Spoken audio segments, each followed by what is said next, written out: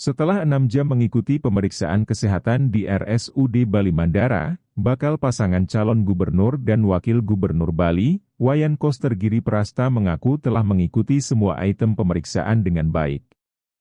Koster mengaku sepanjang karir politiknya, pemeriksaan kesehatan kali ini yang paling lengkap dan komprehensif. Paslon Koster Giri mengucapkan terima kasih kepada KPU Provinsi Bali dan tim kesehatan Rumah Sakit Bali Mandara yang telah menyiapkan semua fasilitas dan tenaga medisnya dengan sangat baik.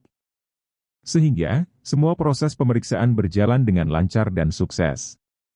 Ketut Winata, Bali Post.